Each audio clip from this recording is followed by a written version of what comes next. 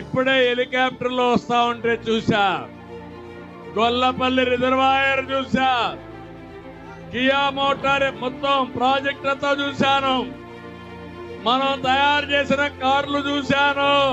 ఇప్పటికి 12 లక్షల కార్లు ఇక్కడ తయారు చేసిన కార్లు దేశ విదేశాల్లో తిరుగుతున్నాయంటే అదే తెలుగుదేశం పార్టీ మార్కు.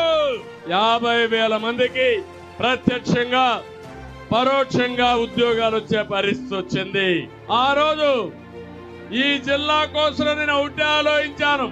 నీటి కుంటలు తెచ్చాం, కాలువ పనులు చేశాం, లిఫ్ట్లు పెట్టాం, ప్రాజెక్టులు పూర్తి చేశాం, జీడి పల్లె దగ్గర రాత్రంతా పడుకొని సమీక్షలు చేసి నీళ్లు కరువు సీమలోకి పరిగెత్తేట్టుగా చేసిన పార్టీ తెలుగుదేశం పార్టీ అని చెప్పి కూడా నేను మీకు తెలియజేస్తున్నా.